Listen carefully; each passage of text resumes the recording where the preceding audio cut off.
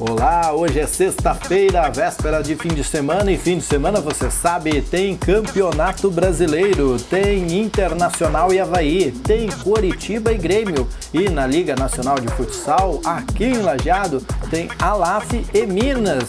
E a Libertadores, hein? Barbaridade, spray de pimenta sobrando entre os argentinos. É agora, no Papo de Boleiro.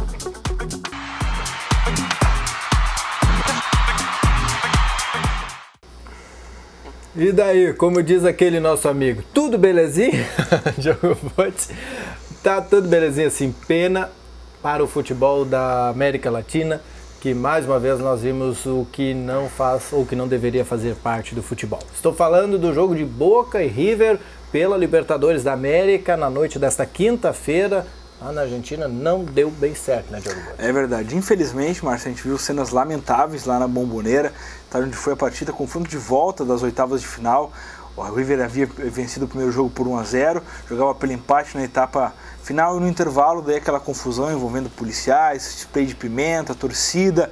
Certo que realmente ficou muito triste. O que era para ser um dos grandes eventos dessa Libertadores da América, confronto entre Boca e River, acabou sendo lamentáveis, com decisões judiciais e tudo mais, Polícia Federal em campo. Então, realmente, uma cena constrangedora para nós. A gente acompanhou pelo canal Sport TV, que acabou transmitindo a partida. Cerca de 1h30 depois, decisão tomada e tal, cerca de 50 mil torcedores dentro da Bombonera tiveram o anúncio que o jogo ia ser suspenso, né? As medidas hoje foram anunciadas hoje pela Conmebol, né? O Boca tem até amanhã para apresentar sua defesa quanto ao evento, não deve ter muito o que se defender. As imagens hoje mostram torcedores entrando na questão do escudo, aquele que protegia ali, daquele túnel onde tinha acesso os jogadores do River Plate com spray de pimenta. Certamente foi uma lambança ontem na Bombonera, perde o futebol, que era para ser um dos maiores clássicos do mundo, acontecendo uma das maiores competições até, para baixo apenas da Liga dos Campeões. Acabou acontecendo esse evento aí, envolvendo torcedores e tudo mais, perde o futebol, perde todos nós, lamentável, ficou no tapetão, né? Para quem não acompanhou o jogo ontem, como o Diogo disse, foi jogado spray de pimenta no retorno dos jogadores. Isso, o primeiro tempo acabou, 0-0 o primeiro tempo, os jogadores do River estavam retornando.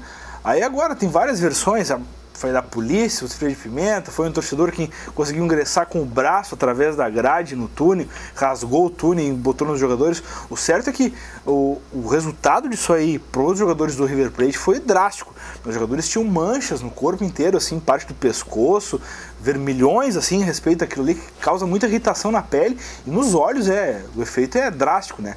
Então, certo que os jogadores do River não apresentavam melhora quanto a isso, levaram cerca de 45, uma hora para se recompor, vamos dizer assim, ficarem aptos para jogar, mas aí como a decisão da Conmebol mesmo, que tinha o dirigente lá dentro, o delegado da partida, optou por cancelar a partida em virtude até da segurança dos torcedores, do que seria esse jogo à paz, porque tinha drone voando, né, com o fantasma da Série B que o River Plate, cara, isso é uma várzea.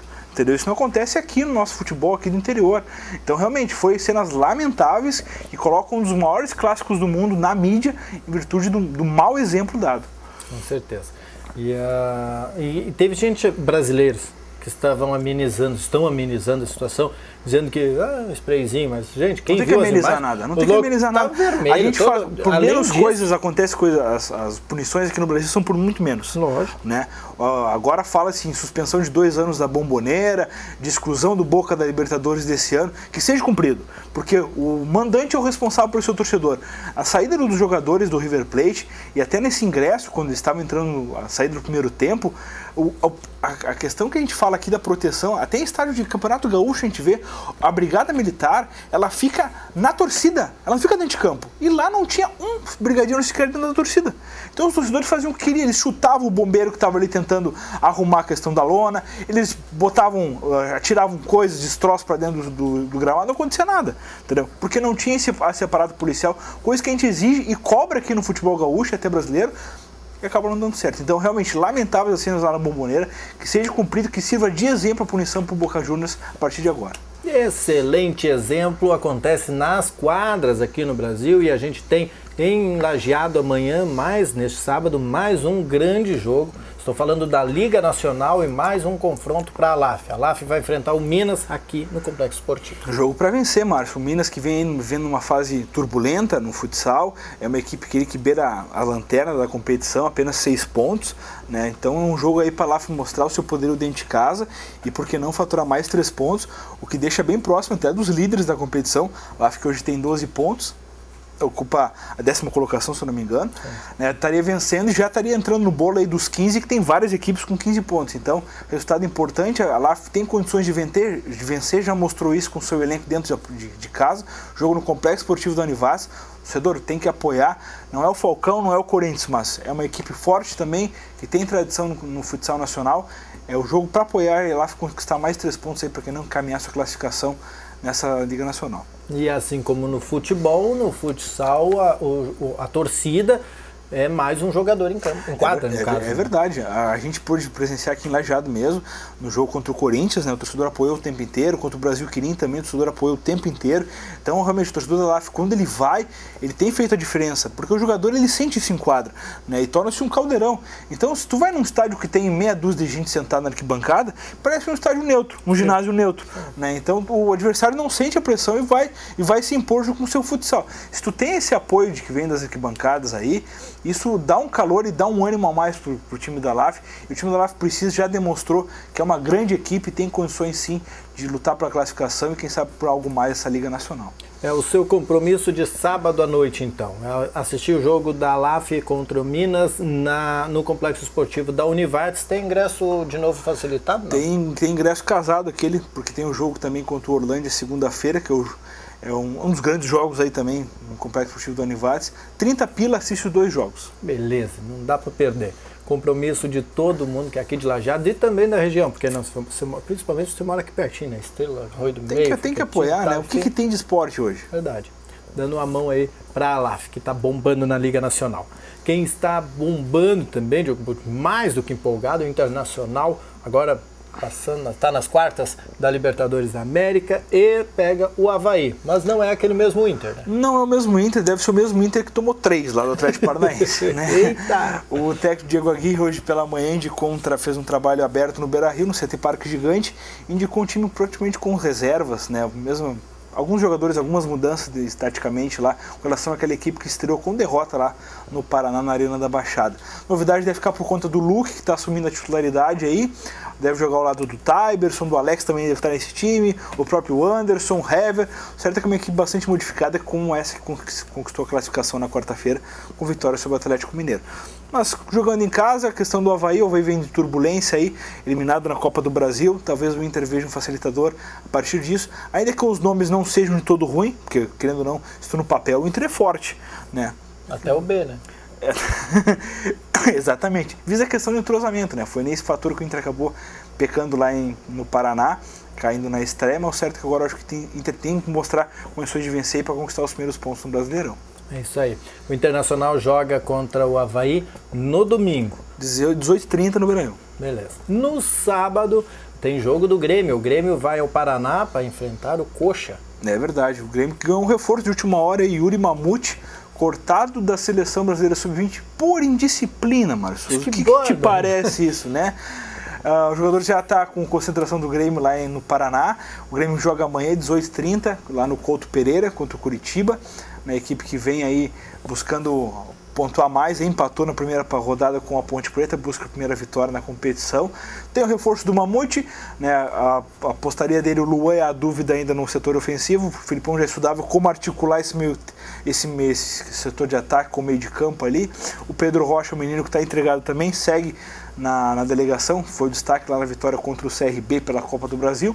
Certo que a chegada do Yuri Mamute dá um ânimo a mais para o ataque gremista.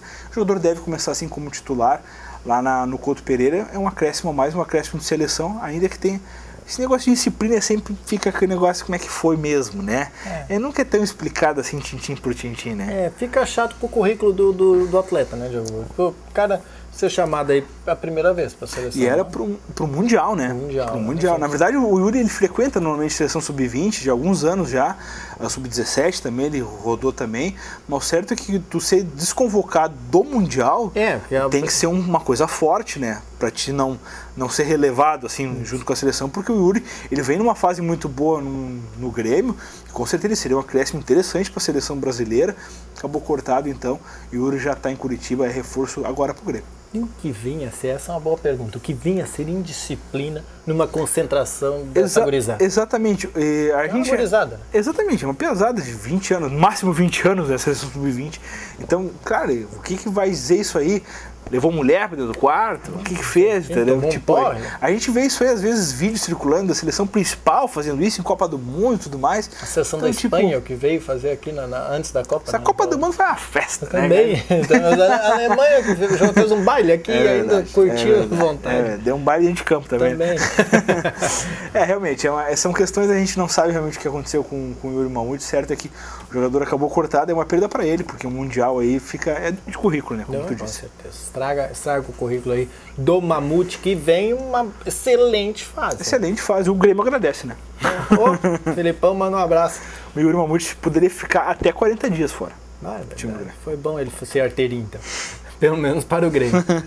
Bom, além desses 2 jogos que nós falamos, o Grêmio, como eu falei, vai ser neste sábado lá no Paraná. Qual é o horário do jogo? Isso aí no Couto Pereira, 18h30. Isso aí, os 2 gaúchos jogam um sábado e outro domingo, 18h30.